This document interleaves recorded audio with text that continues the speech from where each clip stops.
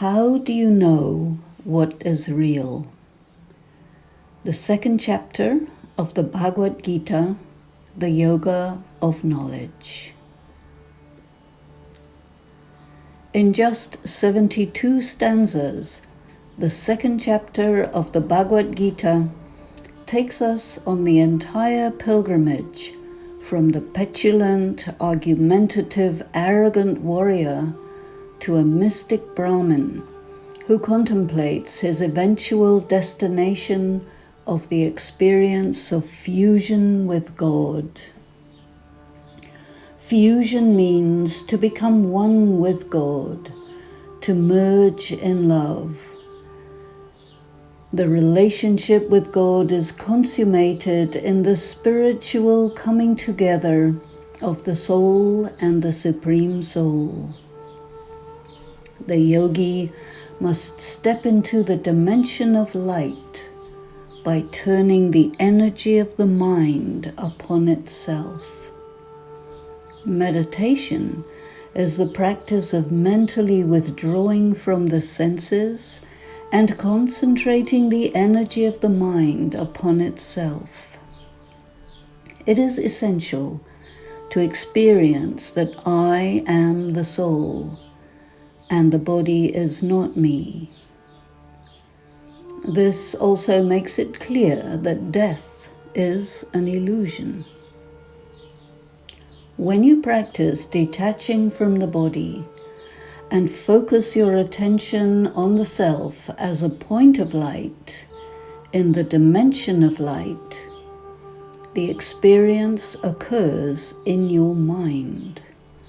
I call this the mind space. It is the world of thought.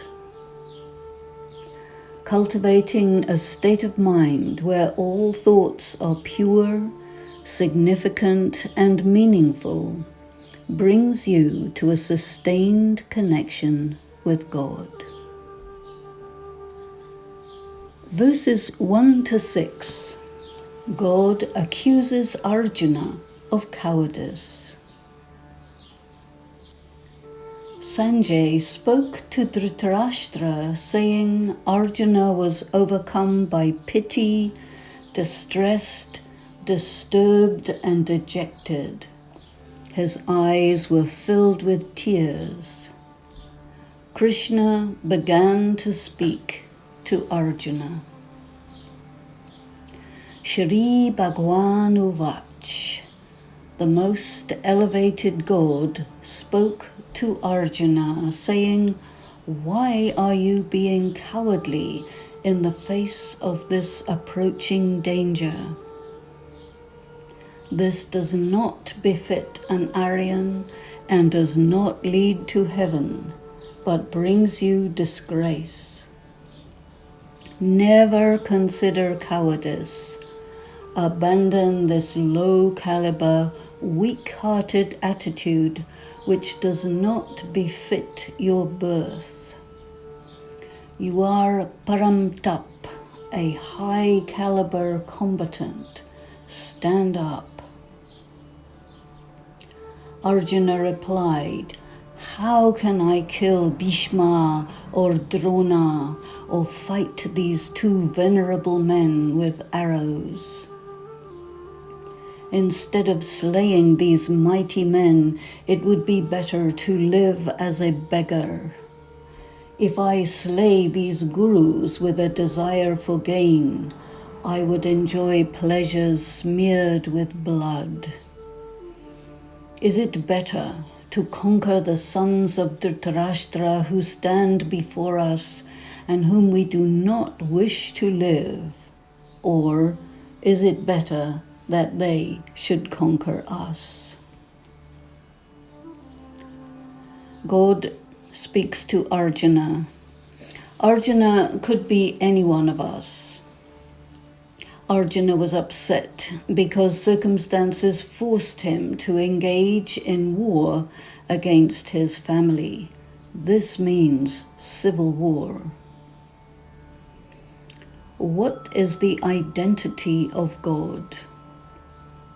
God cannot be a human, but must be incorporeal, free from death and birth, immutable and incorruptible, and be able to communicate with humanity.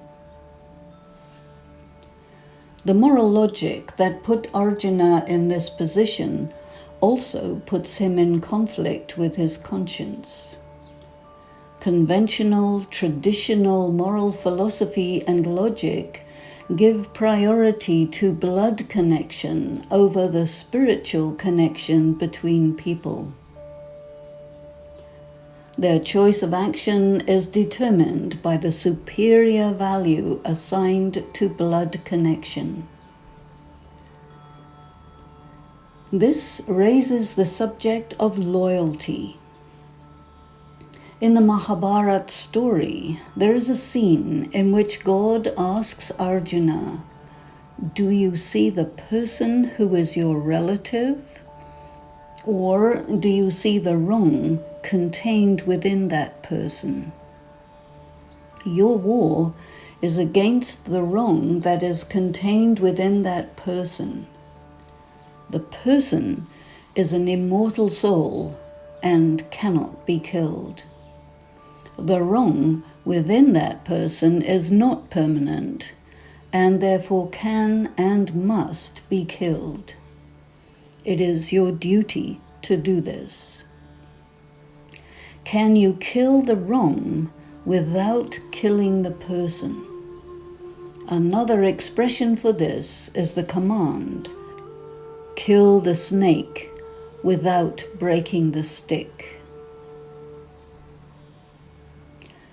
People who are only able to perceive through sense perception are not able to distinguish between the person and the wrong contained within the person.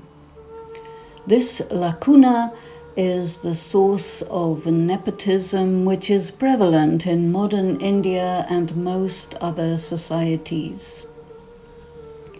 By extension, it also provides information concerning the systems of caste in India and class in other cultures. Nepotism and social hierarchy based on physical considerations are fundamental to traditional man-made moral philosophy. The background to and context of the Bhagwad Gita is war, playing out on many levels. We must grasp and follow the game on all the levels, or at least as many as we can. There is an inner and an outer war. The war is individual and collective. It is a competition, a fight to the death in order to claim world sovereignty. Only a master of the self can handle the absolute power granted to a world master. This is the most desired and yet the most toxic substance. It is the most dangerous, and yet it enables the achievement of the greatest good for the largest number of people.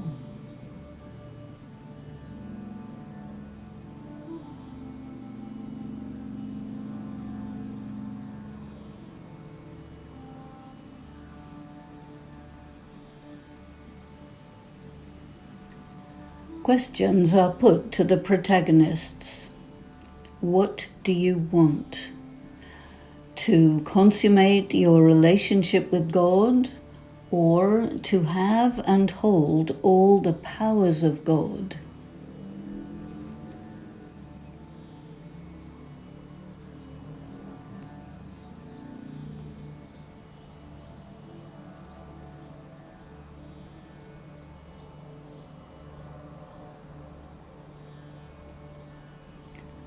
What is the meaning of omnipotent? what is the meaning of victory on the different levels. In the story, Arjuna chose God, while his cousin and enemy Duryodhana chose the powers of God. This is about claiming the kingdom of the world. It is a study and spiritual practice for becoming a king. What does it take? And what does winning or losing demand of the contestant? God accuses Arjuna of cowardice. As a warrior, a kshatriya, Arjuna can relate to that. God uses a different set of principles of moral logic to urge him to stand up and fight. God is smarter than all humanity put together, so the debate between God and humanity must necessarily be won by God. And God plays fair, but sometimes uses tricks to get things done. Arjuna's distress and ethical dilemma expose the ethical problem, double standards, hypocrisy, bias, and overall flaws in the tenets in all religions. But it is not that simple, and brings us to an impossible paradox. There is a tangle of past karma and circumstances that are impossible to resolve. The flaw in religious tenets creates a situation in which conventional moral philosophy and logic does not stand up when put to the test. This gives us an entry to make a comparison between man-made systems of moral logic and systems of moral logic presented by God. In many cases, man-made systems of moral logic depend on compartmentalization. Compartmentalization is a requirement because when you take into consideration all aspects of an ethical dilemma, it becomes clear that the inconsistencies and incoherence in the traditional man-made system render it inadequate for the task of resolving conflicting value systems. Seeing the whole picture enables you to maintain balance and prevents you from disregarding important considerations. Conventional moral philosophy opens the way for emotional reactions, moral indignation, and unwise decisions that allow extremes, which disturb the balance of the whole system. God's perspective is unique. He knows the past, present, and future, and is not confused or limited by an incomplete picture. Compartmentalization allows a person to use multiple sets of moral logic that are mutually incompatible. As long as you keep them separate and do not allow anyone to know that you are using sets of incompatible principles of moral logic, you can proceed. The moment anyone comes to know about it, you are finished and exposed as morally deficient. A good example of this is found in the men who ran concentration camps or even modern-day prisons. There is one set of moral principles for outside the work environment and a different set for inside the work environment. They never allow the public or their family to gain access to their method of dealing with those in their charge. The same applies in modern-day big business. They separate their social and public face from their business face. This is moral schizophrenia. Non-transparent governments, religious authorities, bankers, etc., conduct themselves in this way. Compartmentalization is often found among alcoholics and drug-addicted people, gangs and organized crime bosses. These are people who have killed their conscience. Thus, man-made moral logic brings about hypocrisy and double standards. The excuse is desire and fear, which are moral weaknesses. So it is that man-made moral logic intensifies human frailty. The system of moral logic proposed by God cannot be in opposition to the voice of conscience. God's system activates and refines conscience, whereas man-made moral logic eventually kills conscience.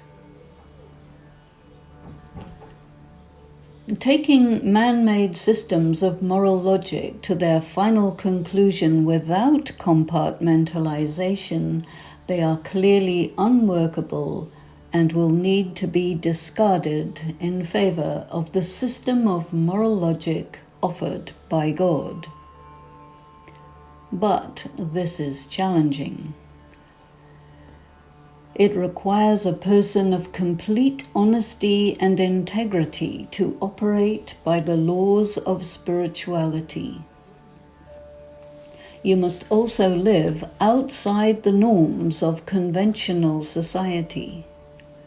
It is unforgivable to be so pure that you make others look bad. You are challenging the tacit agreement that, since it is impossible to be that pure, it is okay to be rather impure and call it acceptable. You choose the lesser of the two evils. But God identifies yet another spiritual law. And that is, other than when in direct connection and relationship with God, there is no such thing as progress or evolution. All are in decline, and the fall is accelerating. The overall amount of negative karma is increasing, and the level of spiritual power in each person is decreasing.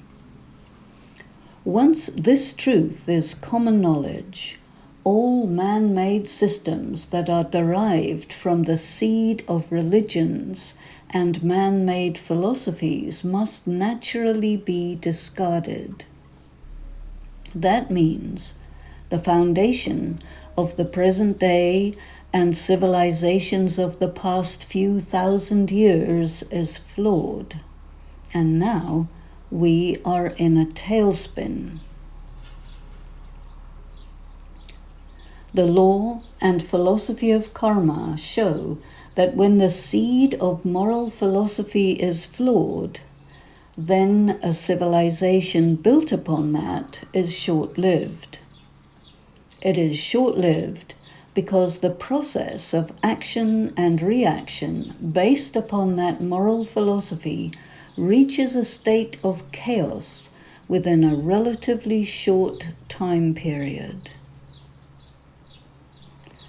The system of moral philosophy proposed by God endures because it does not allow for negative karma to occur. Why? Because everyone would notice. It could not slip through and install itself in the society because a human is known as a genderless spiritual being, not a male or female body.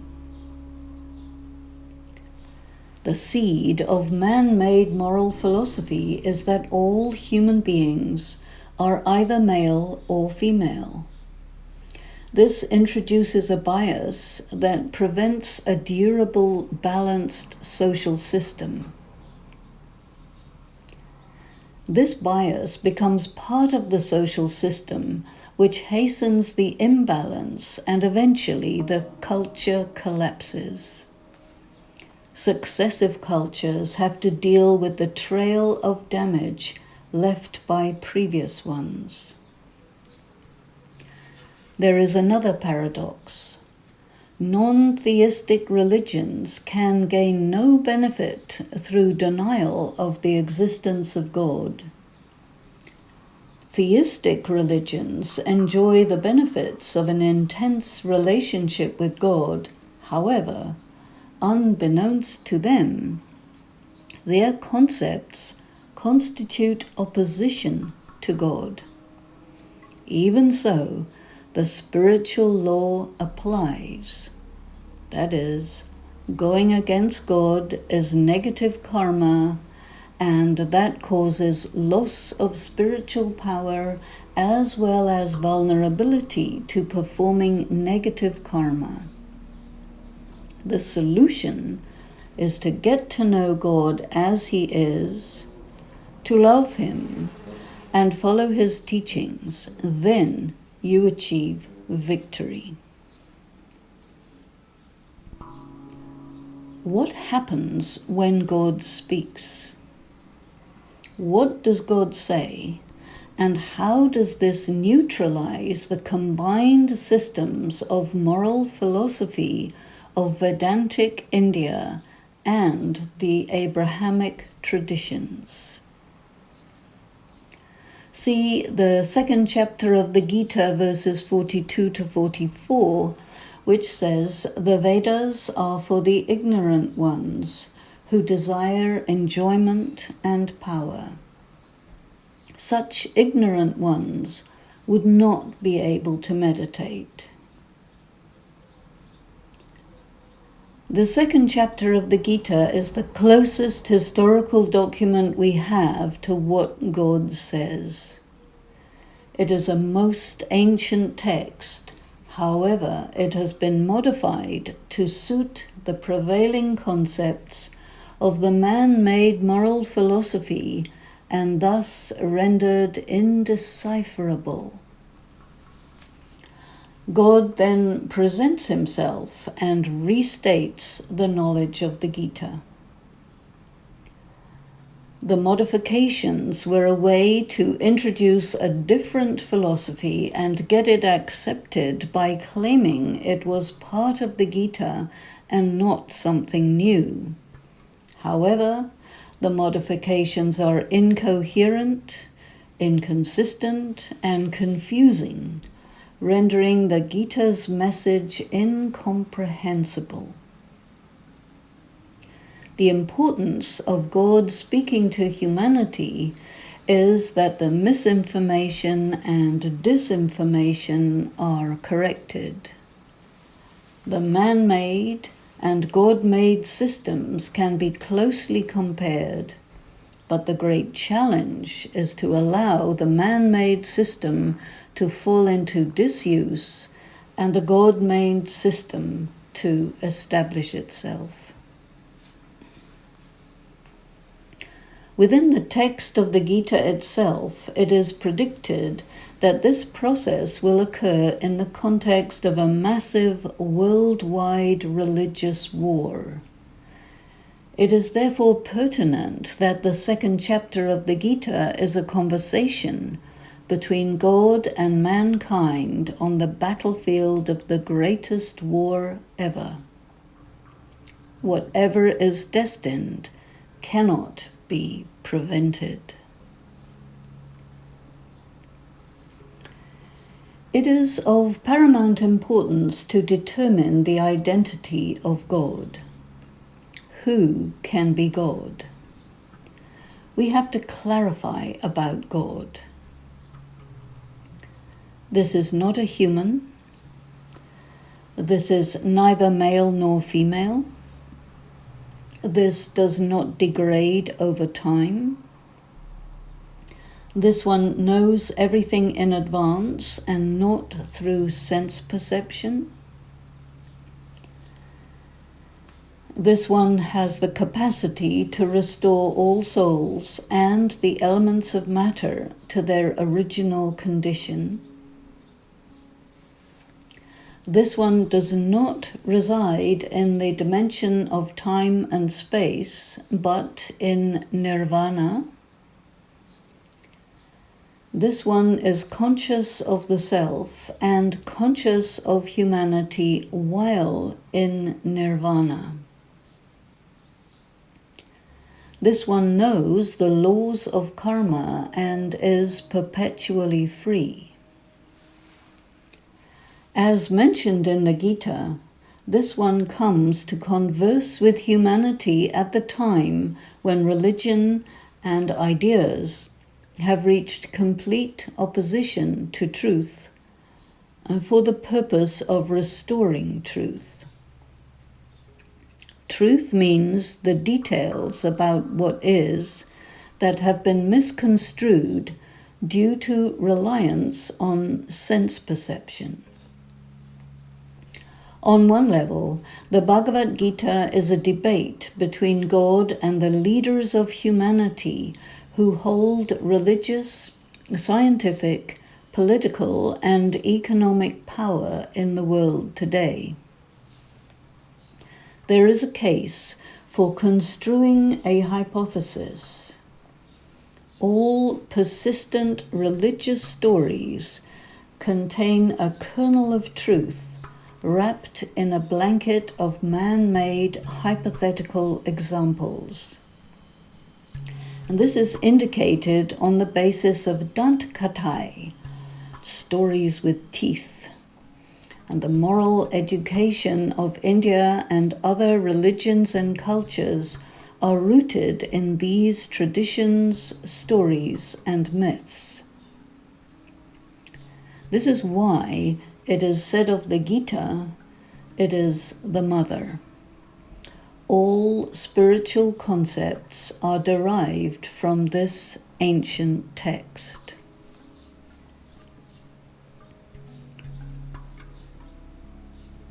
Some points to consider while listening. Compare man-made moral philosophy with the moral philosophy defined by God.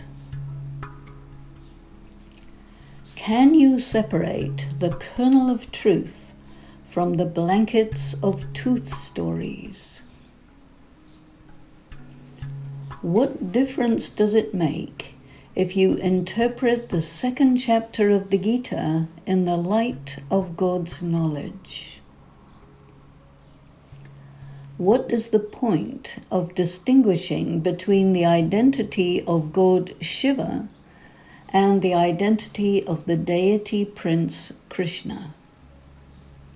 What is Raj Yoga? Compare man-made versions of karma philosophy with karma philosophy as described by God. Distinguish between sense perception and other forms of perception in order to grasp non-material realities. What do you discern by distinguishing between the authority of the patriarchy and the authority of God? What becomes clear when you compare concepts that lead to imbalance with concepts that lead to balance? What is our part in restoring balance? What is God's method of communication? His method of proving his points? What is his modus operandum? God's moral philosophy is in line with the voice of conscience, whereas man-made moral philosophy kills conscience through corruption. We come full circle and arrive at the question of whether or not to fight righteous war. Spiritual study and practice challenge us with many paradoxes. The second chapter of the Gita forces us to face deep and subtle paradoxes and deal with them. This is very difficult. If we can resolve this riddle, then we can be free and reclaim our power and our immortality.